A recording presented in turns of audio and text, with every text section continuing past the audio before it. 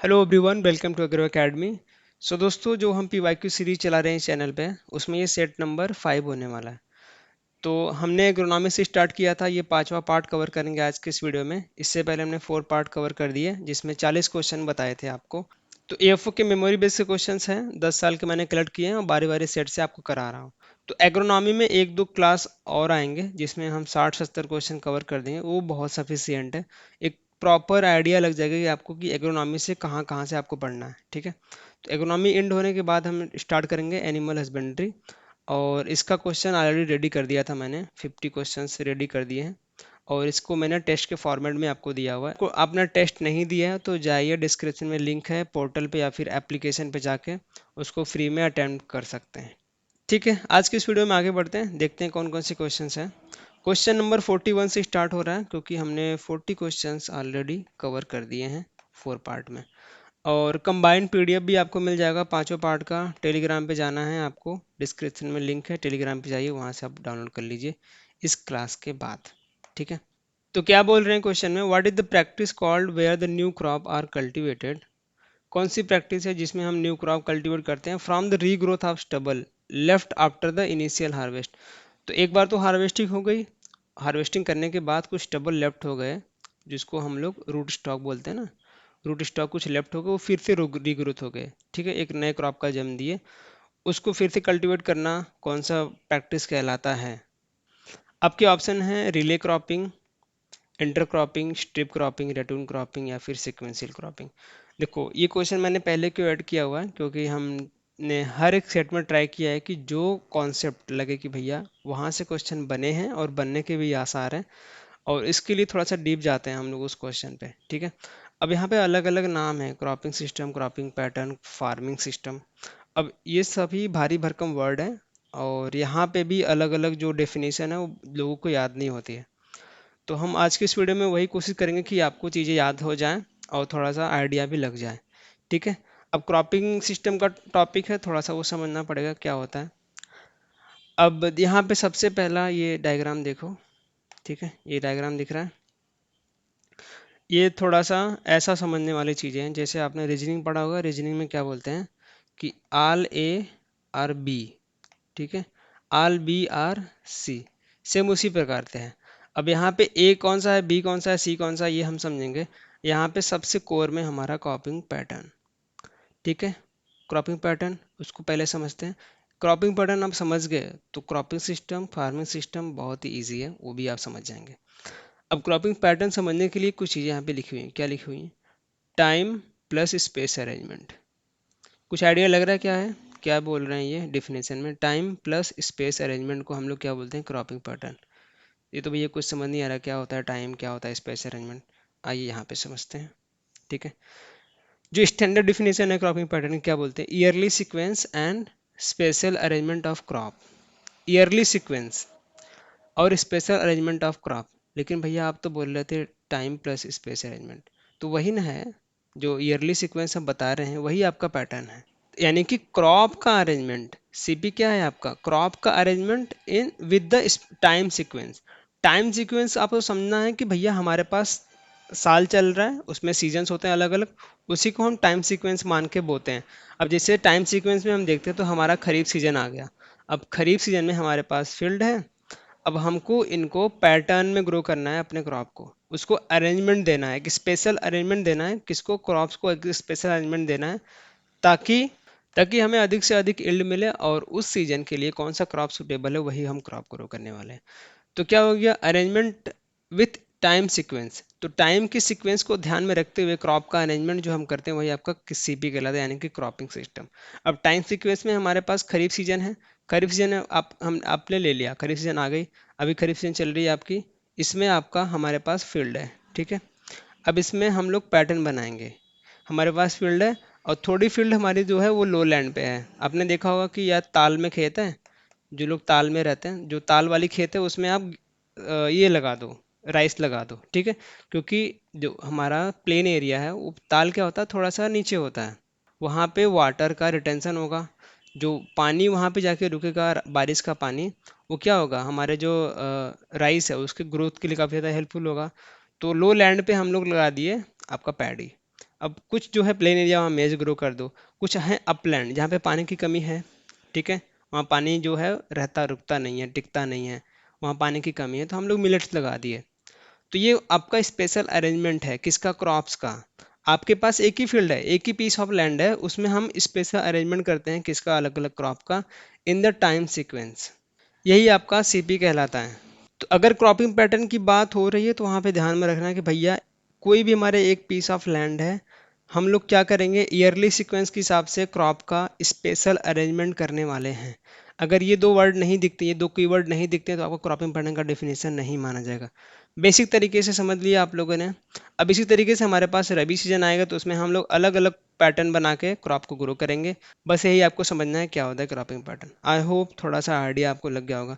बस वही शॉर्ट जी मैंने बताया क्या है कि भैया टाइम प्लस स्पेस अरेंजमेंट, समय को ध्यान में रखते हुए हम लोग अपने पास जो स्पेस है, जो लैंड है हमारे पास, उसमें क्रॉप का अरेंजमेंट करना ही आपका क्रॉपिंग पैटर्न कहलाता है। बेसिक है, समझ गए। अब उसके एक लेयर और बाहर जाओ, एक लेयर और ऐड करो उस पे, जैसे क्रॉपिंग पैटर्न हमने समझ लिया। अब इस पे एक लेयर और ऐड करना किसका, एंटरप्राइज को इंट्रोड्यूस कर दो, सॉरी रिसोर्सेज को इंट्रोड्यूस कर दो, रिसोर्सेज का इंटरेक्शन। अब हमने सब कुछ ग्रो कर लिया, हम लोग सीक्वेंस में क्रॉप ग्रो कर रहे हैं, टाइम के सीक्वेंस के हिसाब से हमने क्रॉप का अरेंजमेंट कर लिया। अब इसमें हम लोग को क्या ऐड करना है, किसका इंटरेक्शन करना है, टेक्नोलॉजी का। टेक्नोलॉजी का इंटरेक्शन कर दो भैया, हमारे पास ड्रोन है उसका इस्तेमाल करेंगे, इनपुट से अच्छे अच्छे उसका इस्तेमाल करेंगे। ऐसे ट्रैक्टर का इस्तेमाल करके हम लोग जब खेती करते हैं उसको क्या बोलते हैं, आपका क्रॉपिंग सिस्टम। ठीक है, time plus space arrangement plus interaction of resources. अब रिसोर्सेस का इस्तेमाल कर लिया हम लोगों ने, जो भी हमारे पास क्रॉपिंग पैटर्न था, हमने क्या है पहले लेयर में देखा, ये हमारे क्रॉपिंग पैटर्न समझा, उसमें प्लस इंटरेक्शन कर दो किसका किसका, हमारे पास जो टेक्नोलॉजी है, जो इनपुट्स है, जो हमारे पास रिसोर्सेस है, उसका अगर हम इस्तेमाल करके फार्मिंग करते हैं, किसमें आएगा, क्रॉपिंग सिस्टम में। ठीक है, सिस्टम समझ गए। सिस्टम हैंग तो नहीं हो रहा आपका, सिस्टम को संभाल के रखना है, ध्यान से समझो क्या मैं बता रहा हूँ। ठीक है, समझ गया। टाइम प्लस स्पेस अरेंजमेंट और इंटरेक्शन ऑफ रिसोर्सेस, ये आपका क्रॉपिंग सिस्टम में आता है। अब एक लेयर और बाहर जाओ, एक लेयर और ऐड कर दो इस पे, अब आपका फार्मिंग सिस्टम। हमने बढ़िया से भैया एकदम क्रॉपिंग सिस्टम चलाया है। हमारे पास सिक्वेंशियल अरेंजमेंट में टाइम के सीक्वेंस के हिसाब से हमने क्रॉप ग्रो किया, क्रॉप का अरेंजमेंट कर लिया, और उसमें हमने रिसोर्सेज भी ऐड कर दिए, और रिसोर्सेज भी ऐड कर दिए, मस्त क्रॉपिंग सिस्टम चल रही है।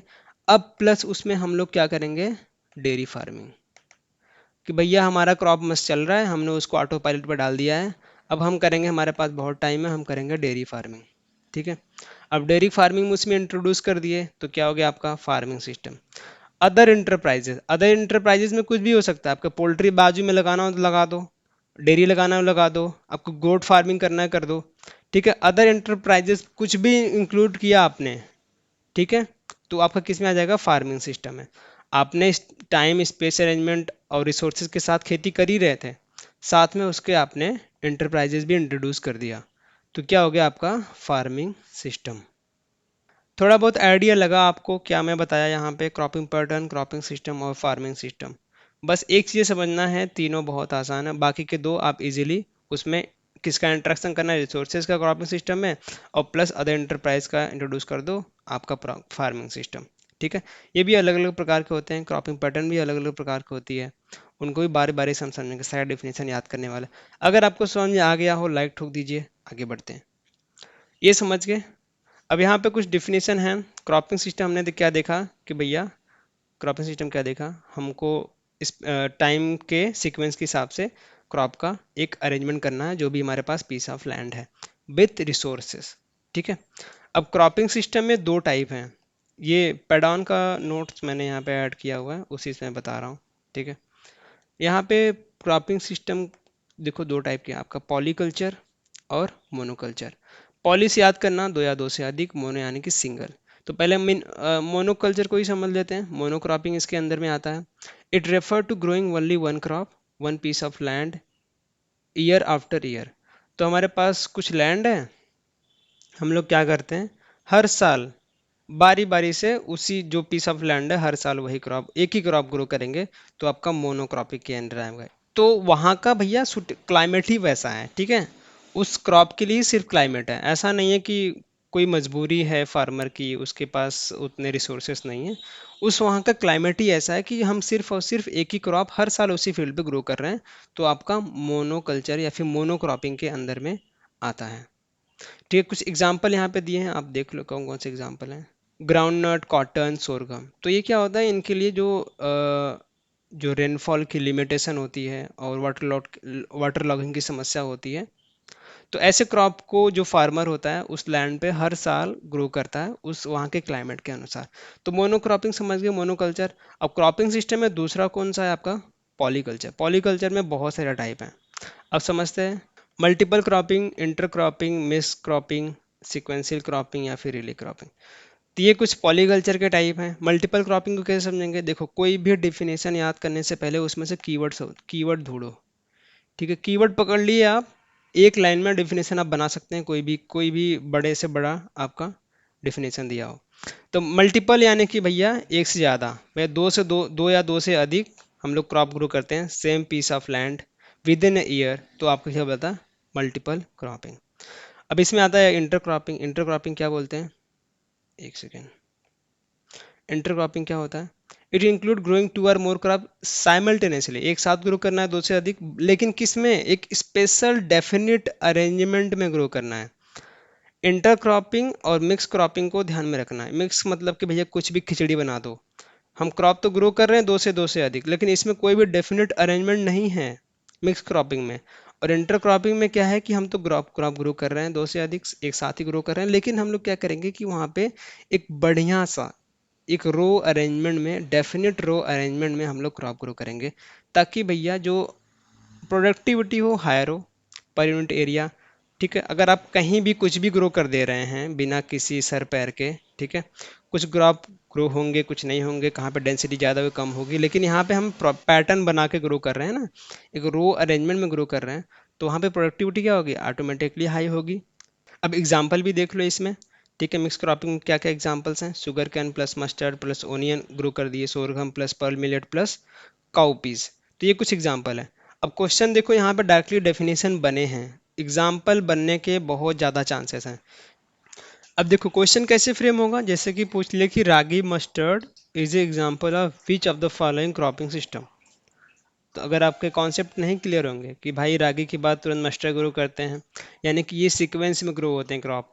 अब यहाँ पर डिफरेंसेस समझो, क्रॉपिंग सीक्वेंशियल क्रॉपिंग क्या होता है, सीक्वेंशियल क्रॉपिंग नाम से क्लियर है कि भैया सीक्वेंस में हम क्रॉप ग्रो करेंगे, जो भी हमारे पास पीस ऑफ लैंड है फार्मिंग ईयर में, दो या दो से अधिक क्रॉप को सीक्वेंस में ग्रो करना, आपका सीक्वेंशियल क्रॉपिंग। यानी कि एक क्रॉप ग्रो किए, ठीक है, मेच्योर हुआ, हार्वेस्ट किया, उसके बाद दूसरी क्रॉप ग्रो किया, ऐसे करते करते हम लोग सीक्वेंस में ग्रो करते हैं। अब रिले क्रॉपिंग समझो, तो यहाँ पे रिले जो वर्ड है आप इससे रिलेट कर सकते हैं, जो आपके रिले रेस होता है उससे रिलेट कर सकते हैं। ठीक है, एग्जाम्पल के तौर पे जो रिले रेस होता है उसमें चार पांच लोग खड़े होते हैं फील्ड पे। ठीक है, अब एक बंदा यहाँ पे मसाल लेके चलता है, मसाल लेके गया, अब भागता है यहाँ पे, मतलब सब लोग लाइन से खड़े होते हैं और सबके अलग अलग पार्टनर्स होते हैं। ठीक है, पार्टनर्स खड़े हैं उनके अलग अलग जगहों पे। अब मसाल लेके भागा, ये उसको देगा और उसका काम खत्म हो जाता है। अब ये दूसरा बंदा भागेगा तीसरे के पास, उसका काम खत्म, ये भागेगा चौथे के पास, उसका काम खत्म। तो इस तरीके से वो अपने लाइफ साइकिल के हिसाब से वो काम करते हैं, यानी कि उसका लाइफ साइकिल फिक्स है कि भाई इसको तुझे यहाँ से उठना है, इसको लेके जाना है और तेरा काम खत्म। अब जितने जल्दी भागता है वो रिले रेस है भैया, यहाँ पे रिले क्रॉपिंग समझ रहे हैं। तो क्या होता है कि दो या दो से अधिक क्रॉप को एक साथ ग्रो करते हैं during the part of their life cycle. ठीक है, उनके लाइफ साइकिल के अकॉर्डिंग हम लोग क्रॉप को ग्रो करते हैं। अब इसमें एक चीज़ और ध्यान रखना, इसका जो डिफिनेशन बोलता है कि second crop is planted before the first crop is harvested. जो दूसरा क्रॉप होता है, जैसे हमारे पास स्टैंडिंग क्रॉप है कोई, ठीक है, उसको हार्वेस्ट करने से पहले हम लोग दूसरा वाला क्रॉप है उसको ग्रो कर देंगे। बस ये relay cropping is a farming method where a second crop is planted before the first crop is harvested. Example के तौर पे हमारे भारत में राइस, कलीफ्लावर, फेमस, ओनियन और समर गार्ड। ठीक है, ये कुछ एग्जाम्पल हैं, आप रिले क्रॉपिंग एग्जाम्पल आप देख सकते हैं। अब थोड़े से और कुछ हैं, जैसे हमने इंटर क्रॉपिंग में समझा था कि हम लोग एक प्रॉपर रो पैटर्न में खेती करते हैं। हमने अभी क्या देखा, क्रॉपिंग सिस्टम है पॉलीकल्चर, मोनोकल्चर। अब पॉलीकल्चर में बहुत सारे अलग डिफिनेशन देखे। ठीक है, इंटर क्रॉपिंग भी उसी में आता है। अब इंटर क्रॉपिंग के भी अलग अलग टाइप हैं, जैसे इंटर क्रॉपिंग में पैरेलल क्रॉपिंग है। ठीक है, अब पैरेलल से ही नाम क्लियर होगा। अगर डिफिनेशन आपको निकालना होगा कि भैया ऐसे क्रॉप ग्रो करो जो पैरेलल हो, कोई जीरो कंपटीशन, कोई कंपटीशन ही ना हो, एक पैरेलल ही ग्रो कर रहे हैं, एक किधर ग्रो कर रहा है किधर ग्रो कर रहा है, कोई किसी कंपटीशन वगैरह नहीं दे रहा है, आराम से दोनों ठीक तरीके से ग्रो कर रहे हैं। जैसे अगर आप तैयारी कर रहे हैं अभी के टाइम पे, तो आपका दोस्त में भी आपको कंपटीशन दे सकता है, ठीक है। अगर मान लो दोनों लोग अच्छी तैयारी किए, पैरेलली आपने चला है, ठीक है, दोनों लोग का सिलेक्शन होगा। अगर किसी ने लापरवाही कर दी, ठीक है, लापरवाही कर दी है कि भाई वो 10-10 घंटे सो रहे हैं, आप पढ़ाई लिखाई कर ही नहीं रहे हैं, और दूसरा भाई 4 बजे सुबह उठ के पढ़ाई कर रहा है, तो वो क्या होगा, आपके लिए कंपटीशन में होगा। दोस्त में वैसे कंपटीशन कम होता है। अगर आपके कॉलेज में होंगे बहुत सारे लोग, वैसे भी एग्जाम है तो कंपटीशन तो होगा ही भैया। 500 सीटों पे आप लोग अगर बैठ रहे हैं, उतने ज़्यादा लोग तो कंपटीशन है। तो यहाँ पे तो कंपटीशन है, लेकिन पैरेलल क्रॉपिंग में समझ के रखना, कोई कंपटीशन नहीं है। दो क्रॉप ग्रोअर हैं, आराम से अकेले अकेले ग्रो कर रहे हैं, पैरेलली ग्रो कर रहे हैं। जैसे एग्जाम्पल के तौर पे उड़द या मूंग दाल या फिर मेज, उसके साथ साथ मेज, ठीक है। इजी समझ गए पैरेलल क्रॉपिंग क्या होता है। इंटर क्रॉपिंग में आपका कंपेनियन क्रॉपिंग आता है। इसके बारे में समझना चाहें तो सिंपल समझो, जो हमारे लॉन्ग ड्यूरेशन क्रॉप है उनको शॉर्ट ड्यूरेशन क्रॉप के साथ साथ ग्रो कर दो, बस आपका कंपेनियन क्रॉपिंग हो जाता है।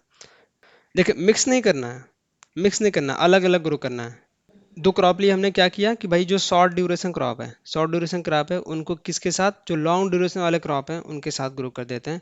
जैसे पोटैटो मस्टर्ड हो गया, उनके साथ शुगर केन लगा देंगे, ये आपका कंपेनियन क्रॉपिंग। ये काफ़ी इंपॉर्टेंट एग्जांपल है, और ये काफ़ी अच्छे तरीके से याद करने पड़ेंगे सारे डेफिनेशन। तो मैं सिर्फ और सिर्फ कीवर्ड समझा रहा हूँ आपको कैसे याद करने हैं। पैरेलल समझ गए, कंपेनियन समझ या मल्टी स्टोरी समझ लो। ये तो और भी आसान है। दो या दो से अधिक क्रॉप लेने हैं, उनको डिफरेंट ग्रोथ हैबिट के हिसाब से ग्रो करना है। ग्रोथ हैबिट यानी कि भैया, कोकोनट बढ़ता है बहुत लंबा जाता है, और पेपर यानी कि मिर्ची आपकी रह जाती है छोटी, ग्रास तो और भी छोटे।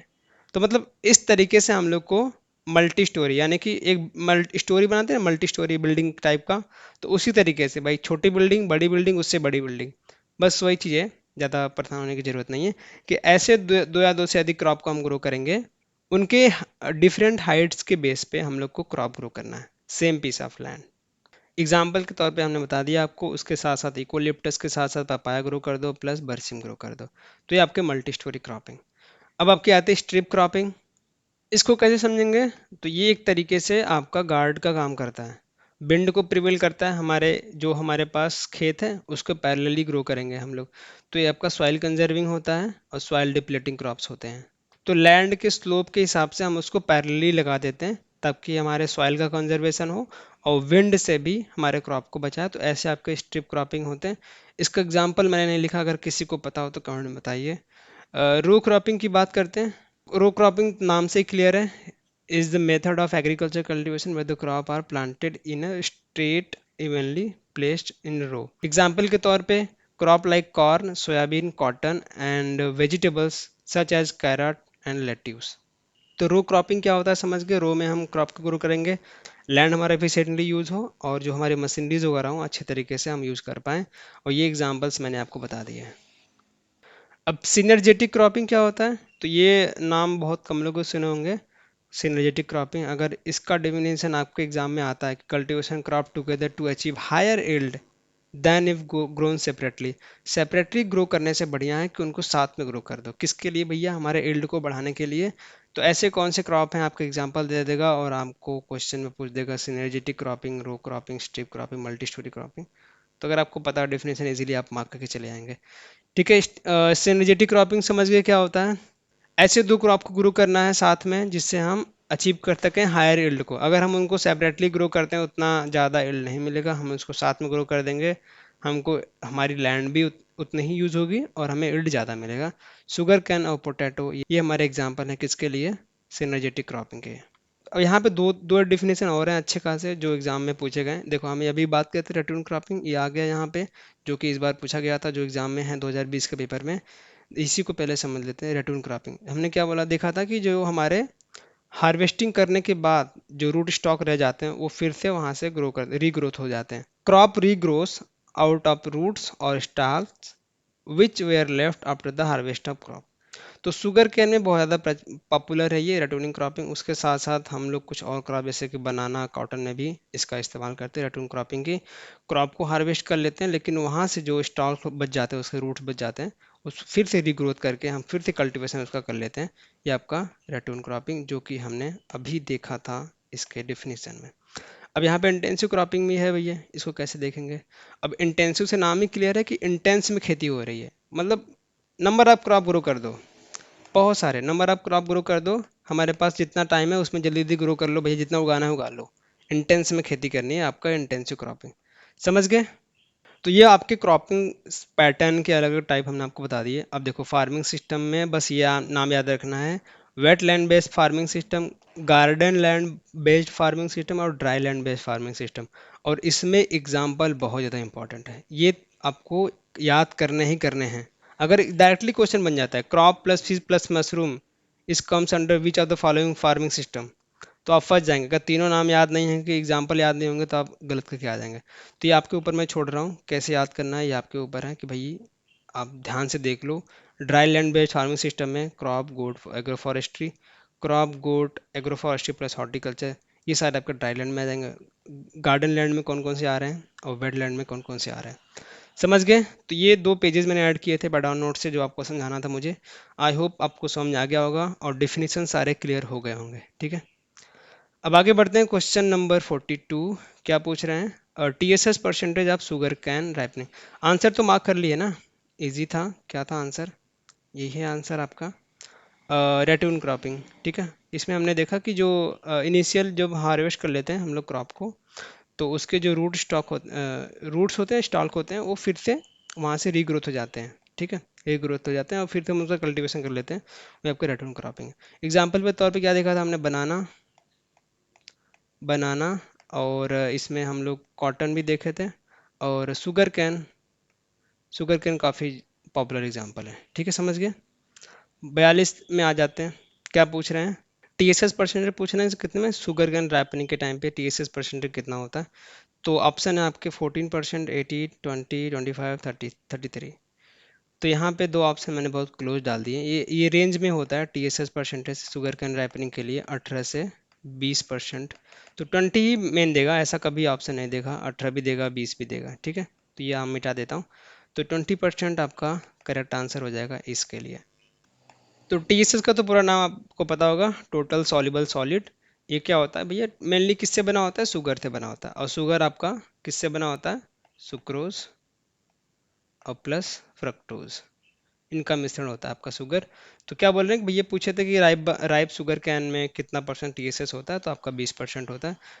राइपनिंग शुगर कैन यानी कि आपका पूरा का पूरा जो शुगर है वो पक चुका है। शुरुआत में उतने ज़्यादा मिठास तो होगी नहीं गन्ने में, जब पूरा पक जाता है तभी तो शुगर कंटेंट ज़्यादा मिलता है।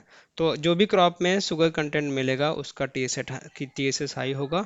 और जो भी इंपॉर्टेंट क्रॉप है आपको मैं टीएसएस का लिस्ट यहाँ पे दे दूंगा, आप उसको याद कर सकते हैं। ठीक है, आगे बढ़ते हैं। क्वेश्चन नंबर 43 देखते हैं। विच of the following is responsible for the seed dormancy. तो सीड डोरमेंसी के लिए कौन सा है जो रिस्पॉन्सिबल रहता है? फंगल ग्रोथ, पैथोजन इन्फेस्टेशन और फिजिकल क्रैकिंग, इमेच्योर एम्ब्रियो या फिर डिस्टॉर्टेड सीड कोट। काफ़ी भारी भरकम नाम है। तो भैया सीड टेक्नोलॉजी का जो टॉपिक है, हमने बहुत सारे क्वेश्चन देखे, MMR sorry seed multiplication ratio और seed replacement ratio, S R R और एसएमआर दोनों देखे थे हम। यहाँ से क्वेश्चन बने हैं।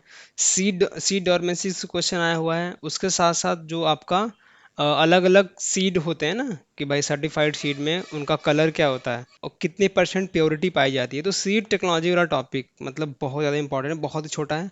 4-5 पेज का टॉपिक है भाई साहब, बहुत ज़्यादा इंपॉर्टेंट है। आपको सीड टेक्नोलॉजी बहुत अच्छे से करना होगा, हर साल क्वेश्चन बने हैं और बहुत अच्छे अच्छे बहुत सिंपल सिंपल क्वेश्चन बने हैं। टेबल वगैरह मिल जाएंगे, आपको याद कर लेंगे। पिछले क्लास में मैंने टेबल आपको दिया था जो भी सीड से क्वेश्चन पूछे गए थे।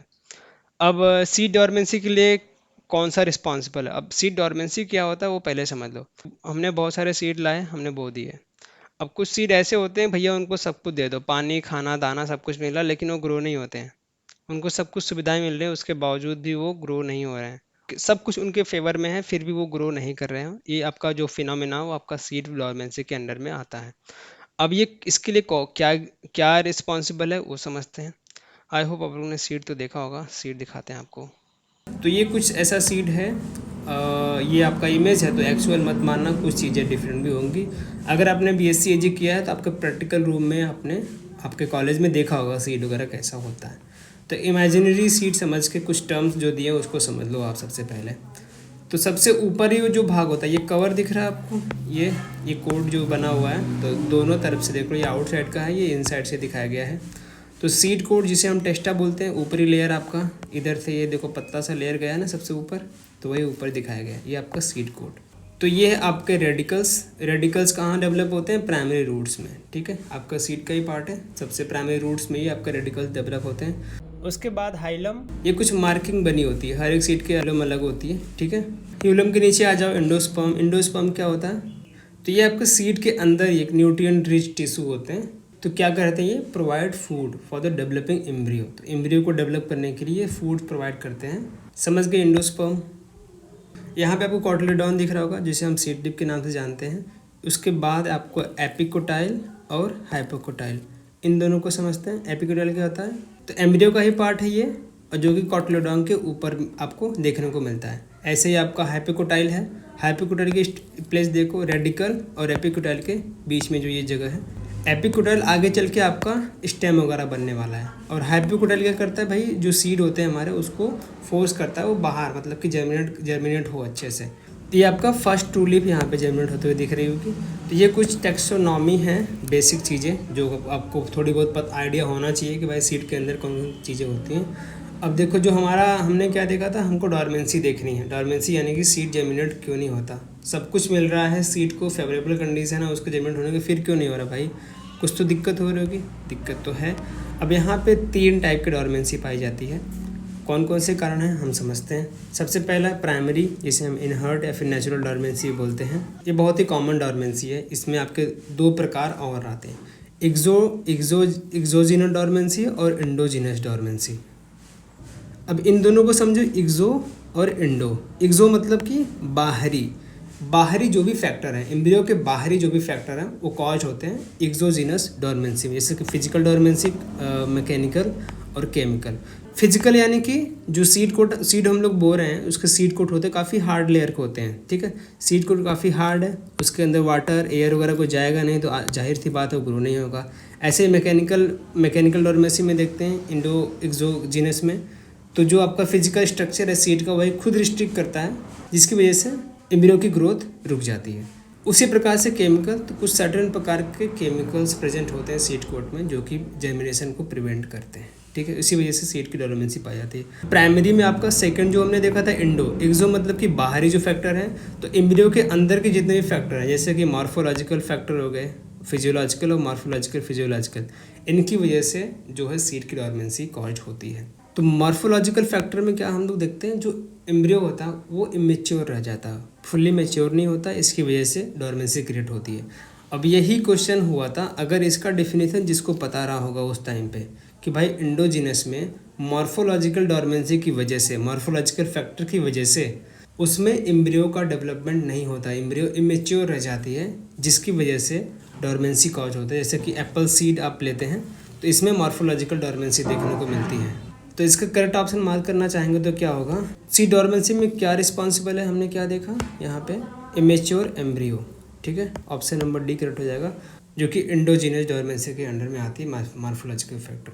अब फिजियोलॉजिकल फैक्टर क्या देखते हैं, सीड की मेटाबॉलिक एक्टिविटी जो है रुक जाती है, किसके कारण से? कुछ इन्वर्टर इसमें इंटर कर जाते हैं। उसी तरीके से आप दोनों का नाम जो है कंबाइन करके बता दिए, मॉर्फोलॉजिकल फिजियोलॉजिकल, यानी कि एम्ब्रियो जो है इमेच्योर रहेगी, ये भी इंक्लूड कर लो, ये भी, यानी कि आपका एम्ब्रियो इमेच्योर रहेगा और इन्वर्टर दोनों पाए जाएंगे, ठीक है। दोनों की वजह से जो आपकी डोर्मेंसी कॉज होगी मॉर्फो फिजियोलॉजिकल में आएगी।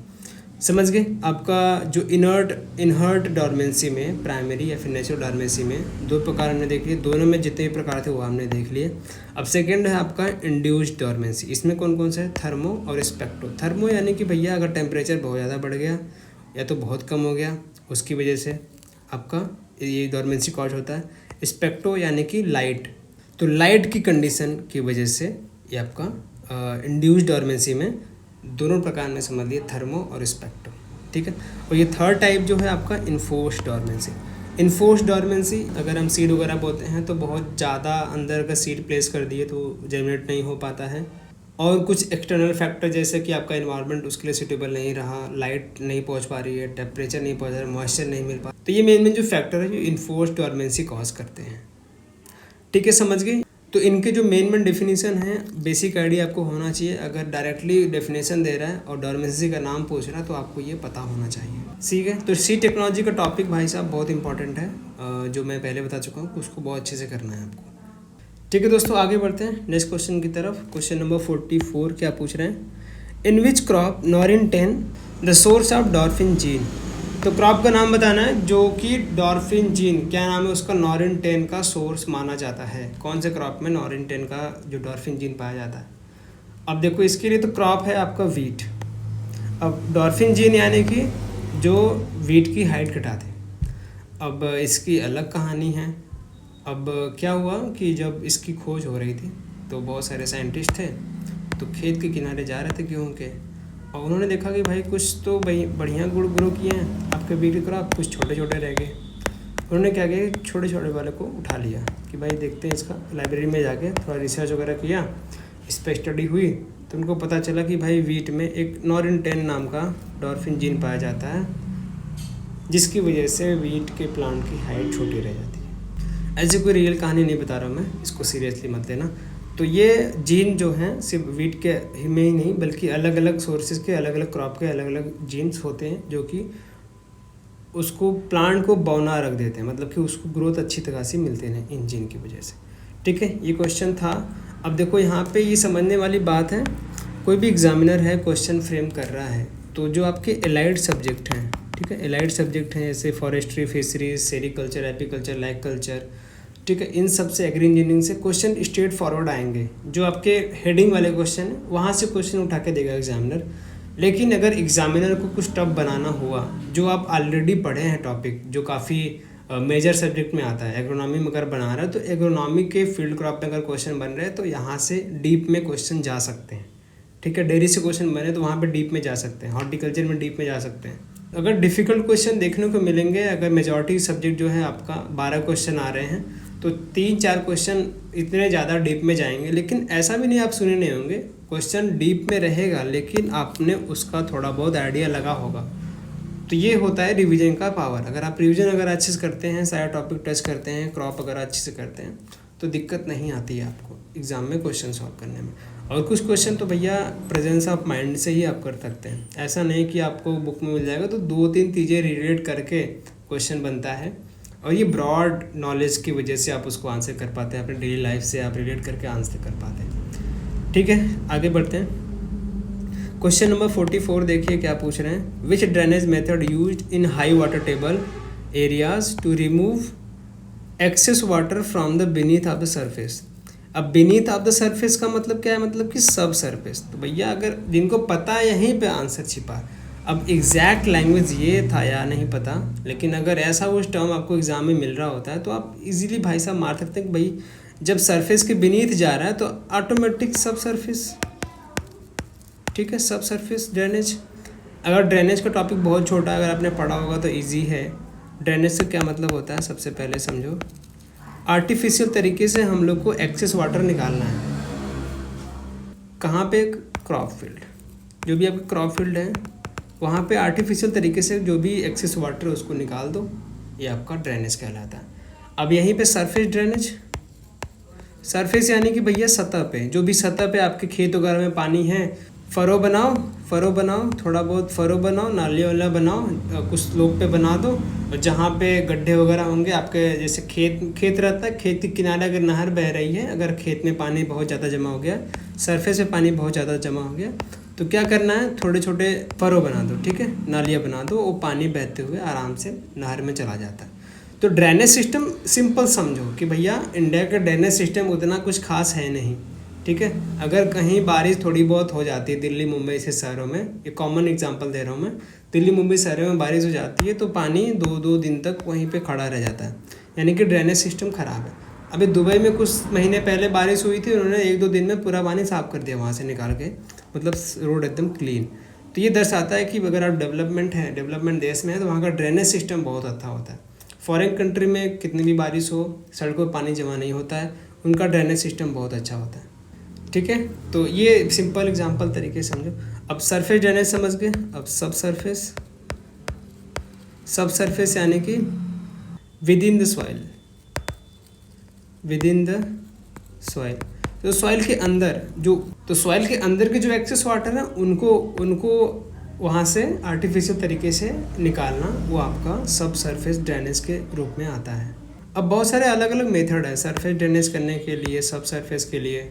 बारी बारी से कवर करेंगे तो वीडियो बहुत लंबा हो जाएगा। तो ये सिंपल तरीका मैंने आपको बता दिया, सिंपल आइडिया लगे कि भाई सरफेस ड्रेनेज, सब सरफेस ड्रेनेज क्या होता है। और सब सरफेस ड्रेनेज को और क्या बोलते हैं, ग्राउंड वाटर ड्रेनेज। ठीक है, ग्राउंड वाटर ड्रेनेज भी इसको बोला जाता है, सब सरफेस ड्रेनेज को। अब यहाँ पे मैंने कुछ इमेज डाले हैं, समझ लो। सब सरफेस ड्रेनेज क्या होता है, removal of water from the root zone. तो जो भी हमने क्रॉप्स वगैरह लगाए हैं, जैसे हमारा बहुत बड़ा फील्ड है, ठीक है, बहुत बड़ा फार्म है हमारे पास, और बारिश बहुत ज़्यादा हो गई, कहीं कहीं जगह पे बहुत ज़्यादा पानी हो गया।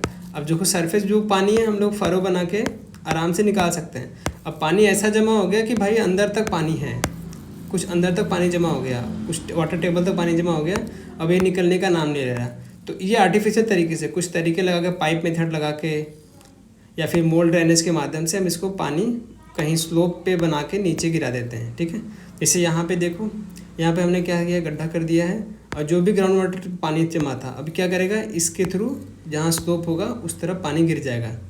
तो जो पानी जमा हुआ था रूट जोन पे, वो थोड़ा सा वहाँ पे से हट जाएगा, ड्रेन हो जाएगा, और ज़्यादा हमारे क्रॉप को डैमेज नहीं करेगा। ठीक है, तो यही हमने आपको एग्जांपल दिया, पाइप ड्रेनेज, जिसमें हम लेस देन 2.2% का स्लोप लेते हैं, और हम पीवीसी पाइप लगाकर लगभग 0.3 मीटर की पाइप लेंगे और उसको आर्टिफिशियल तरीके से वहाँ पे फिट करेंगे। जो भी एक्सेस वाटर होगा वहाँ से वो रिमूव हो जाएगा।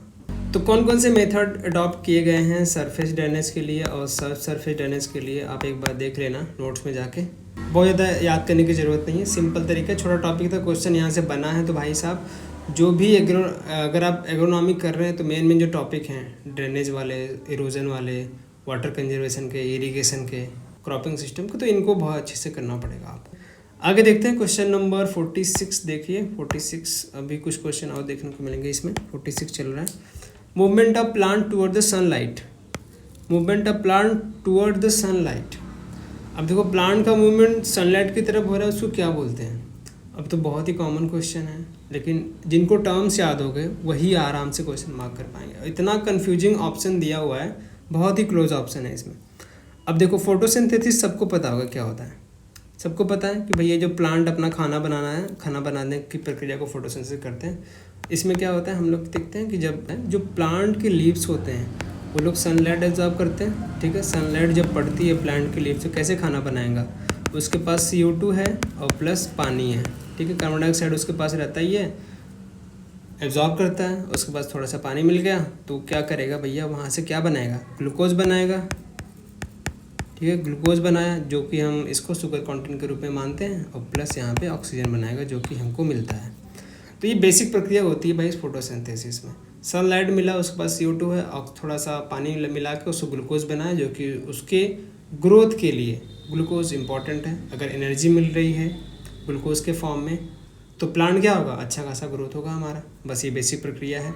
अब देखो, फोटोफॉस्फोरिलेशन और फोटो रेस्पिरेशन, ये दोनों बहुत ही क्लोज ऑप्शन हैं। देखिए, फोटोफॉस्फोरेशन में क्या होता है, तो फोटोसिंथेसिस के दौरान ये प्रक्रिया होती है। इसमें क्या होता है, जो जैसे सनलाइट पड़ी है तो उस सनलाइट को, जो भी लाइट एनर्जी आ रही है, ठीक है, प्लांट पे पड़ रही है, तो लाइट एनर्जी को ये क्या करता है, केमिकल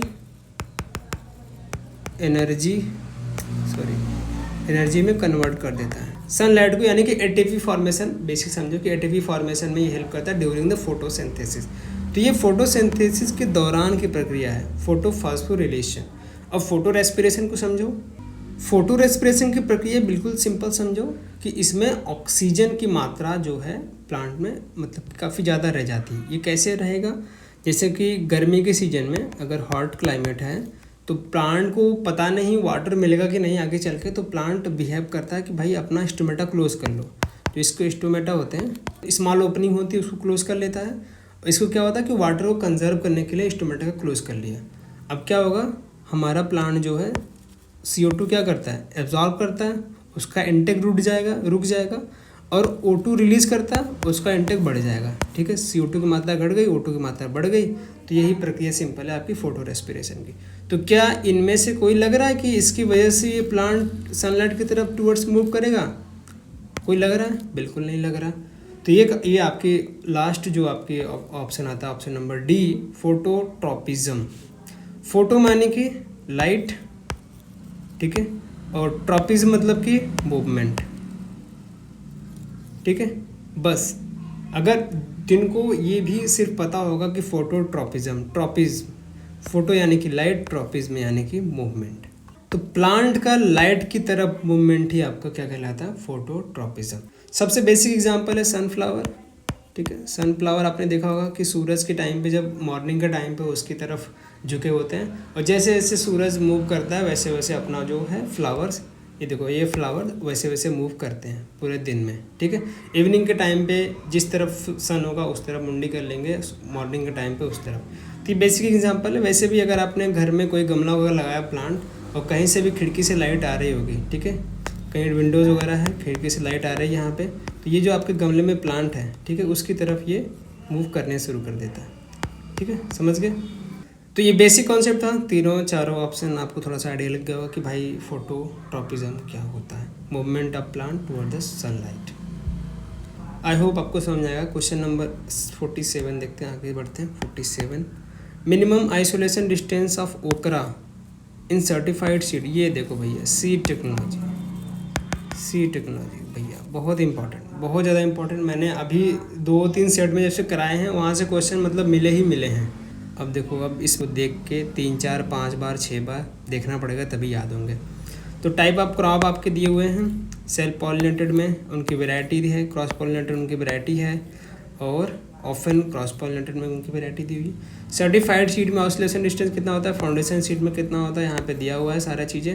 किसका पूछा है, ओकरा का पूछा है, यानी भिंडी का। तो कितना होता है भैया, 200 मीटर। तो क्या ऑप्शन होगा, आंसर करेक्ट होगा 200, ऑप्शन नंबर ए करेक्ट। ठीक है, तो ये आप स्क्रीनशॉट ले लो, इसको याद कर लेना, जब भी टाइम मिले आपके पास इसको याद कर लेना। ठीक है, आगे देखते हैं कौन सा क्वेश्चन है। क्वेश्चन नंबर 48, 2 क्वेश्चन और है इसके बाद। Golden rice is rich in. अब राइस फील्ड क्रॉप, राइस से क्वेश्चन बना हुआ है, तो पिछले साल ही क्वेश्चन आया था राइस के अरोमा पे। तो ये जो मैं शुरुआत से बता रहा हूँ फर्स्ट पार्ट से ही, कि भाई जो मेन फील्ड क्रॉप है वो उनको छोड़ना नहीं है, बहुत अच्छे से करना है। अब बहुत ही सिंपल, गोल्डन राइस का टॉपिक, एक छोटा सा टॉपिक दिया हुआ है, अगर जिसने पढ़ा आपको पता होगा कि विटामिन ए की मात्रा बहुत ज़्यादा होती है गोल्डन राइस में। तो गोल्डन राइस के साथ साथ आपको हाइब्रिड राइस पढ़ना है, और SRI मेथड भाई साहब अच्छे से कर लेना, वहाँ से क्वेश्चन बनने के चांस है, SRI का मेथड जो होता है। और मैंने आपको बताया हाइब्रिड राइस में क्या वेराइटीज़ वगैरह रहती हैं, सीड रेट कितना रहता है, और इसमें आपका एरोबिक राइस। तो ये सारे जो टाइप है राइस के, अगर आप पढ़ रहे हैं तो अच्छे से पढ़ लीजिए। ठीक है, उसके रिच सोर्स और सीड रेट वगैरह जो भी इंपॉर्टेंट चीज़ें उसके बारे में एक बार देख लेना। ठीक है, आगे बढ़ते हैं। Question number 49, to prevent erosion in hills. तो देखो, इरोजन का टॉपिक मैंने आपको बताया इंपॉर्टेंट है। तो इरोजन हिल्स एरिया में अगर आपको इरोजन कंट्रोल करना है तो कौन सी फार्मिंग मेथड वो अपनाना पड़ेगा, bench terracing, terrace farming, contour bunding, या फिर जिंक टेरेसिंग। तो हिल्स एरिया में अगर हमको इरोजन कंट्रोल करना है, इरोजन को प्रिवेंट करना है, तो कुछ मेथड है जिसको हम अपनाते हैं, जैसे कि आपका बेंच टेरेसिंग हो गया। इसको समझने के लिए इस इमेज को देखो, जैसे कि इस इमेज में आपको दिख रहा है स्लोप एरिया है। ठीक है, अगर हमको इरोजन कंट्रोल करना है तो उस टाइप के क्रॉप लगाओ, या फिर वहाँ पे इस टाइप का स्ट्रक्चर बना दो, जैसे कि हमारा स्लोप है ये। ठीक है, हम स्लोप बना रहे हैं, ये स्लोप, ये ऐसा स्लोप, और ऐसा कुछ यहाँ पे बन जाता है। ठीक है, हमारा ऐसा स्लोप बन रहा है। अब हमने क्या किया कि ये स्लोप आ रहा है, हमने यहाँ से यहाँ तक मिट्टी क्या कर दी, प्लेन कर दी, और यहाँ पे हमने क्या कर दिया, क्रॉप ग्रो। ठीक है, ये हमारे क्रॉप ग्रो हो गए, ये हमने मिट्टी प्लेन कर दी है। अगर ये सीधे ग्रो करते तो जो पानी आता क्या होता, वो पानी मिट्टी को काटते हुए नहीं चला जाता, ठीक है, और हमारी क्रॉप बर्बाद हो जाती है। हमने क्या किया, बेंच टेरेसिंग किया। तो हिल एरिया में इस टाइप का स्ट्रक्चर बना देंगे हम लोग। इससे क्या होगा कि हमारे जो सॉइल होगी उसका भी इरोजन होगा, वाटर जो भी यहाँ पे आएगी, यहाँ पे थोड़ी बहुत वाटर पे कंजर्वेशन होगा और हमारे प्लांट अच्छे से ग्रो भी हो जाएंगे। ठीक है, समझ गए। इस तरीके का हम लोग हिली एरियाज़ में बेंच टेरेसिंग के माध्यम से इरोजन को कंट्रोल करते हैं और वाटर कंजर्वेशन भी करते हैं। तो टेरेस फार्मिंग का भी इस्तेमाल किस लिए करते हैं हम लोग, आपका वाटर कंजर्वेशन के लिए। ठीक है, तो वैसे भी यहाँ पे अगर हम टेरेस फार्मिंग भी देखते हैं तो टेरेस फार्मिंग का भी वही रोल होता है। अगर हम हिली एरिया में टेरेस के रूप में हम फार्मिंग करते हैं, इसमें भी हमारा सॉइल कंजर्वेशन भी होता है। तो वैसे ही आप कंटूर बंड कैसे समझेंगे भाई, कंटूर बंड यानी कि हम छोटे छोटे स्लोप के अकॉर्डिंग हम लोग इम्बार्क बना देंगे। ठीक है, तो यहाँ पे पहाड़ है, इसी स्लोप के हिसाब से हम लोग थोड़ा छोटे छोटे इम्बार्क बना देंगे थोड़े से ऊंचाई पे। इससे क्या होगा, जो पानी आ रहा है, ठीक है, पानी जो अगर बहाव से आ रहा है थोड़ा बहुत, इसके टकराव की वजह से पानी यहाँ पे रुकेगा। इससे क्या होगा कि भाई जो मट्टी कट के जा रही थी, थोड़ी मट्टी यहाँ से रुकेगी, इरोजन कंट्रोल होगा और वाटर का इनफिल्ट्रेशन अच्छा होगा। तो ये आपका कंटूर बनने से का पर्पज़ इस तरीके से हम कर सकते हैं। और जिंक टेरेसिंग अगर समझें तो भैया देखो, इसमें क्या होता है कि ये हिली रीजन में नहीं, सेमी एरिड और एरिड रीजन के लिए इस्तेमाल करते हैं। तो ये तो ऑप्शन कैंसिल हो जाएगा। लेकिन बेंच टेरेसिंग, टेरेस फार्मिंग और कंटूर बंडिंग हम हिली एरियाज़ में करते हैं सॉइल और वाटर कंजर्वेशन के लिए।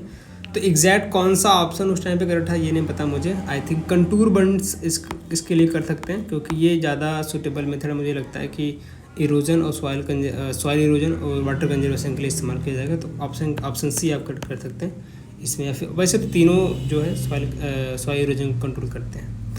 लास्ट क्वेश्चन देखते हैं, ये इमेज मैंने आपको दिखा दिया। Question number 50, what % of oil content present in groundnut. अब ऑयल सीड क्रॉप है तो सिर्फ ग्राउंड नट का ही नहीं, बाकी क्रॉप के भी आपको ऑयल परसेंटेज याद करने पड़ेंगे। क्या क्या ऑप्शन है, 25%, 34%, 45, 55 या फिर 39। तो ग्राउंड नट में जो ऑयल कंटेंट होता है वो 45% के लगभग होता है, लगभग का एग्जैक्ट 45% होता है। प्रोटीन कंटेंट की बात करें तो भैया प्रोटीन कंटेंट आपका लगभग 26% होता है ग्राउंड नट में। प्रोटीन का रिच सोर्स है ये भी, और जो बॉडी बिल्डिंग वगैरह करते हैं तो वो पीनट बटर खाते हैं। पीनट बटर पिंटोला का आता है, पिंटोला का पीनट बटर। अब एक बार ट्राई करके देखना, बहुत बेकार आता है वो, शुगर वगैरह कुछ होता नहीं है। अगर आपने वैसे ही खा लिया तो आप उल्टी कर देंगे। तो उसको शायद मिक्सी में डाल के मिक्स करके कुछ तो शेक बना कर पीते हैं। तो प्रोटीन का अच्छा सोर्स है पीनट्स।